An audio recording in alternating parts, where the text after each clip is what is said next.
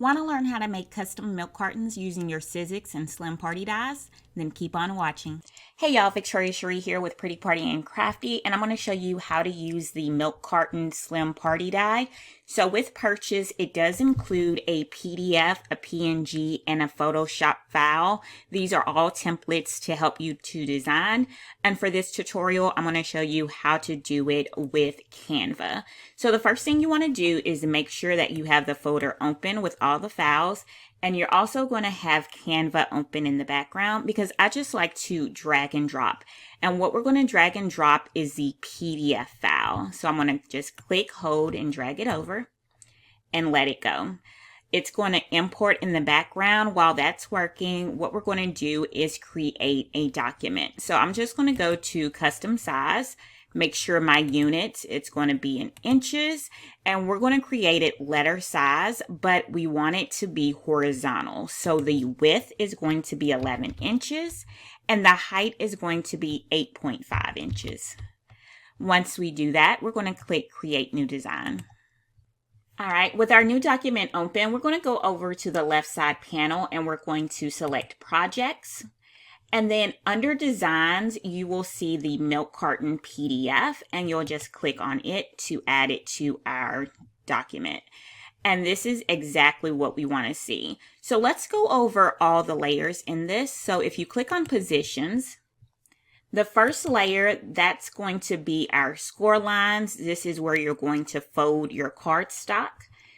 And then the layer below that, that is the outer frame. And we're just going to make sure that our background is going to be below that frame. And we're also going to make sure before that we print that we lower the transparency on the score lines.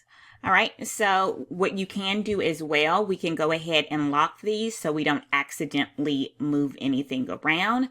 So hovering over it, if we hit the three dots, we'll just go down to lock and select lock position only. We'll do the same thing with this one. Hit the three dots and we'll go to lock position only. That's just to make sure we don't accidentally move something around. Now we are ready to start designing. So you want to bring in backgrounds, graphics, and text.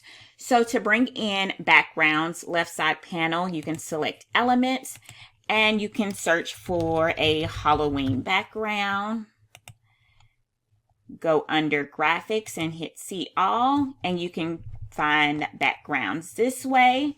The same thing if you're looking for graphics, you might type in ghost and you can find graphics that way as well. All right, so with me, I already have what I want saved. All right, so I have my background here and I have my graphic here. So I'm just going to make her smaller, and this is my background. So I'm just going to make this as big as possible to fill up the whole area. And I'm going to lower this. So I'm going to go to position and I'm going to move this below that frame. All right. So remember, these are the crease lines. So I'm just making sure everything is how I want it to be. The left edge, this is where we're going to add our adhesive or our glue. So that doesn't have to have any graphics. So I'm just going to scooch it over just to save on ink. And if you want to have each of these sides something different, you can. Completely up to you. All right, I'm going to speed this portion up. I'm just adding my text, my graphics, logo, and QR code at the bottom. I'll link in the description the font names and where to get the images if you want them. All right, once you're done designing, you want to go to position and go to layers, and you want to make sure that you unlock the score marks layer, and you want to bring down the transparency. So with it selected, click on transparency at the top and lower it. Now, if you notice on the left side panel, it disappears when you bring down the transparency. When you bring it back up, you can see it again. But for us to print, we're going to bring it all the way down so we don't print the marks. All right, so at the last minute, I decided to duplicate the pennant banner so it's on the front and the back. So I went ahead and duplicated that. Now I'm ready to print. So I'm going to go to the top right corner. Everything looks good. I'm going to click on share. Under share, I'm going to click download, change file type to PDF print. I like to flatten and then download. I'm going to open this in Adobe Reader and I'm going to go ahead and print. So once I have it open in Adobe Reader, I'm going to go to the top and I'm going to select the printer icon. Once it's selected, I'm going to make sure I select my printer. I'm printing on the ET8500. I'm going to select properties. Paper source is where you're putting your paper. Mine is rear paper feeder. Document size is letter. Paper type, make sure you change that to photo paper glossy, and quality can be standard or high. I like to go to more options. Color corrections is custom. I like to manage my colors, so I select color control. Change that to Adobe RGB and set the gamma to 2.2. You can make additional changes if you want, but this is what I like to do. I'm going to hit OK again, and print.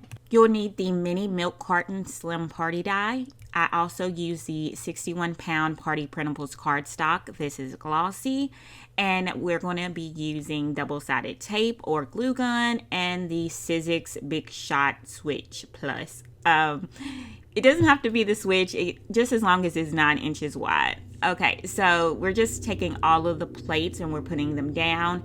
Then we're going to take our printed design and we're going to put it on there, and we're going to grab the die. As you can see, it has score marks as well. So we're going to put that face down so that the smooth side is up.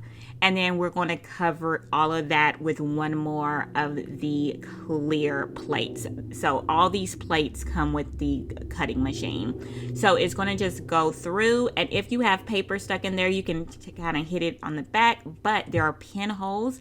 So you can just pop them out using a pen or a needle.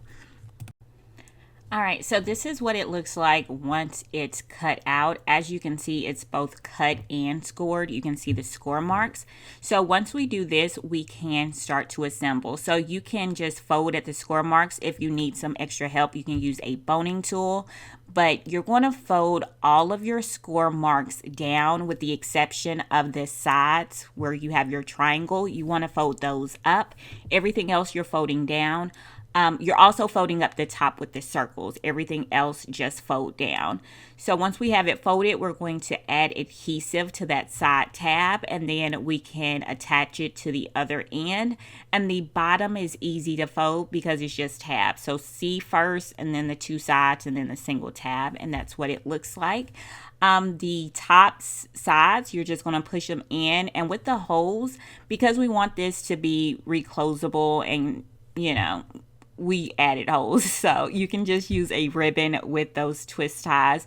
Again, I'll link that in the description. Everything will be linked in the description. If you have a question, let me know in the comments. Be sure to like and follow for more. Later, y'all.